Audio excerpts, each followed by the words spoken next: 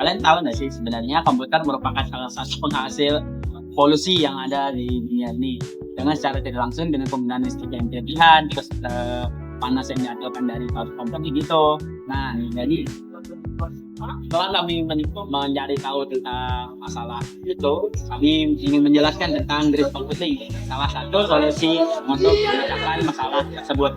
Pertama-tama kita akan membahas tentang apa itu green computing, terus habis itu menjelaskan green computing itu gimana untuk penghematan energi serta mampu menerapkannya dalam kehidupan sehari-hari. Sebelum itu, perkenalkan, nama saya Farid Rahman Hidayat dengan NIM 4. Pertama, saya akan menjelaskan apa itu green computing. Green computing merupakan praktik penggunaan sumber daya komputasi secara efisien yang meminimalisir dampak negatif terhadap lingkungan. Contohnya kayak misalnya kita menggunakan komputer itu kita secara tidak langsung menggunakan listrik yang akan menyebabkan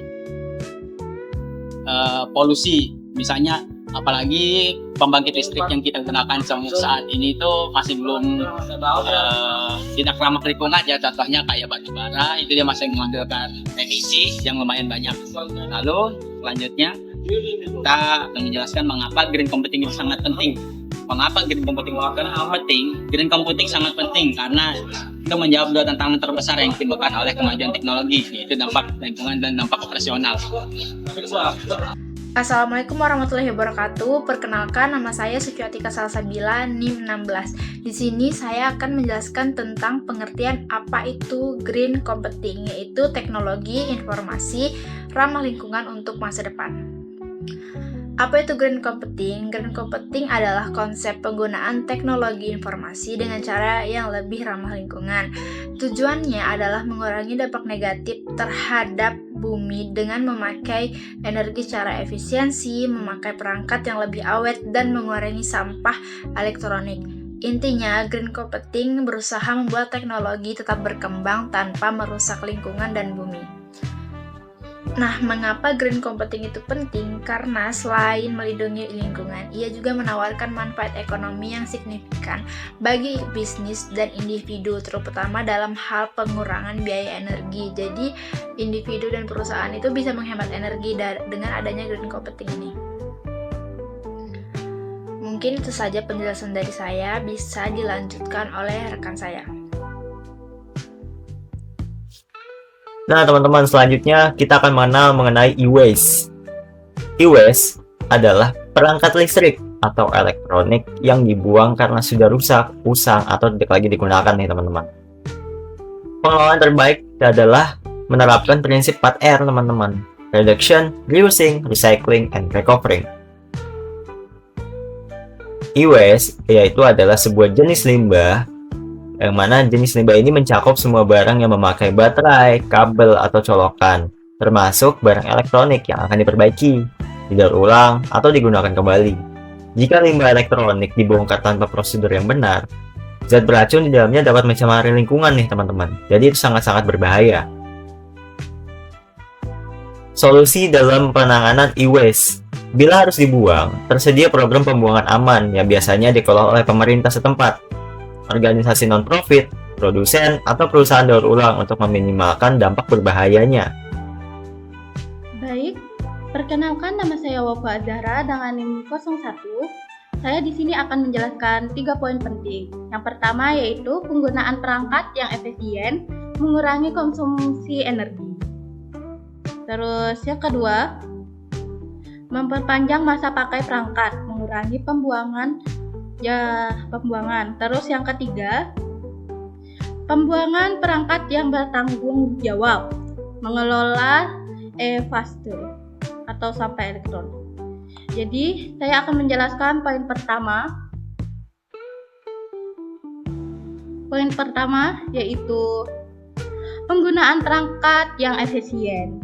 Tujuannya mengurangi energi yang terbuang ketika kita memakai perangkat elektronik seperti laptop, HP, PCB, atau tablet. Nah, yang pertama, aktifkan mode hemat energi. Mode ini biasanya ada di HP dan laptop. Fungsi utamanya menurunkan kecerahan layar, membatasi aplikasi di background, dan menghemat baterai. Hasilnya, baterai lebih awet dan listrik yang dipakai lebih sedikit. Terus yang kedua, cabut pengisi daya atau charger ya. Banyak orang membiarkan charger tetap menempel di stop kontak walaupun perangkat tidak di-cas. Listrik tetap mengalir sedikit. Jadi akibatnya kebiasaan mencabut charger bisa hemat listrik, aman di risiko korslet. Jadi dia itu gimana ya? Lebih saat kita tidak mencabut charger, bahayanya itu HP kita perangkat stop kontak kita bakal bisa bahaya ya, takutnya kena resiko konslet atau bisa membuang energi walau sedikit saja ya. Nah, terus yang ketiga, sumbangkan perangkat yang masih layak pakai. Daripada dibuang nih teman-teman, berikan ke orang lain atau lembaga sosial. Ini mencegah perangkat jadi sampah elektronik. Jadi kita itu mengurangi. Terus yang keempat, matikan perangkat keras yang tidak digunakan. Perangkat keras yang tidak digunakan yaitu contohnya ya printer, speaker, monitor, PCB. Kalau tidak dipakai, matikan karena menghemat listrik dan memperpanjang umur perangkat. Terus yang kelima, dukungan program 4R. Apa aja tuh? Reduce kit, reuse, recycle, sama recover ya. Jadi yang pertama itu reduce, kurangi pemakaian yang tidak perlu. Terus yang kedua, reuse, pakai ulang perangkat yang masih berfungsi. Ketiga, recycle, kirim ke pusat daur ulang. Terus yang keempat, recover, ambil kembali komponen berguna, misalnya baterai, kabel, logam. Oke, kita lanjut ke poin kedua, yaitu memperpanjang masa pakai perangkat, mengurangi pembuangan.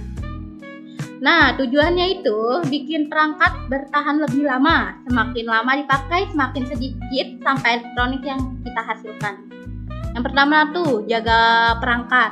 Contohnya, rajin dibersihkan, jangan dipakai sambil charger, terus simpan di tempat yang kering. Perangkat jadi lebih awet dan performance stabil. Terus yang kedua, upgrade selektif. Daripada beli baru ya teman-teman, mending di-upgrade part tentukan. Misalnya kita buat RAM, SSD atau baterai, lebih hemat biaya, tidak menambah sampah elektronik. Terus yang ketiga, gunakan charger dan aksesori yang awet dan bersertifikat. Nah, jadi kita penjelasannya nih, charger KW atau kabel murahan bisa merusak baterai ya, itu kan tidak bersertifikat. Jadi kita itu lebih ke aksesori resmi, aman, umur perangkat lebih panjang. Kita harus memakai produk yang bersertifikat. Terus yang kelima, perawatan rutin dan perbaikan ringan. Contohnya ganti thermal paste laptop tuh, bersihkan kipas, ganti baterai. Bukan langsung beli baru, tapi memperbaiki yang ada dulu. Kita upgrade maksudnya ya. Nah, poin ketiga nih. Kita lanjut ke poin ketiga. Pembuangan perangkat yang bertanggung jawab, mengelola FST atau sampah elektronik. Tujuannya supaya perangkat yang sudah tidak dipakai tidak mencemari lingkungan. Nah, ada 3 nih teman-teman. Yang pertama nih, daur ulang, recycle. Yang sudah saya jelaskan di poin pertama tuh ya. Bawa perangkat ke pusat daur ulang elektronik atau produsen yang punya program take back. Nah, bahan seperti apa sih teman-teman? Nah, bahannya itu tembaga, emas, aluminium bisa diambil kembali. Terus yang kedua, donasi atau jual kembali. Kalau masih bisa dipakai, kasih ke orang lain atau jual bekas. Untung nih kita. Lanjut, mengurangi sampah elektronik, ada nilai sosial atau ekonomi. Terus yang ketiga, hapus data. Ini penting banget ya teman-teman, sebelum membuang atau menjual perangkat, reset pabrik, dan hapus data pribadi. Menghindari apa? Pencurian data atau penyalahgunaan akun. Nah, secara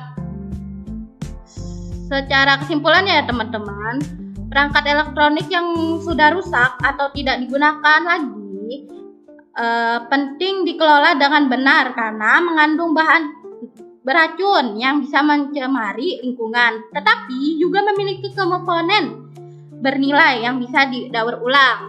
Yang saya jelaskan tadi, tembaga, besi, didaur ulang. Jadi daripada dibuang sembarangan, perangkat elektronik lebih baik didonasikan atau dijual kembali atau dibawa ke pusat daur ulang agar tidak merugikan manusia dan bumi. Mungkin sekian dari saya. Terima kasih. Nah teman-teman, kita udah sampai nih pada kesimpulan, yang dimana kesimpulan yang dapat kami simpulkan adalah green computing adalah upaya dalam bidang teknologi untuk menekan dampak negatif terhadap lingkungan melalui pemakaian energi yang lebih efisien, pembuatan perangkat yang ramah lingkungan, serta pengolahan limbah elektronik secara benar. Dengan menerapkan prinsip 4R, Reduce, Reuse, Recycle, and Recovery, kita dapat mengurangi volume e-waste dan memperpanjang usia penggunaan perangkat TI. Tindakan sederhana seperti mengaktifkan fitur hemat daya, mematikan perangkat ketika tidak diperlukan, merawat perangkat agar tetap tahan lama, serta membuang perangkat melalui layanan daur ulang resmi merupakan langkah nyata nih teman-teman, menuju teknologi yang lebih berkelanjutan. Green computing bukan hanya menjadi tugas industri, tetapi juga merupakan tanggung jawab setiap pengguna teknologi.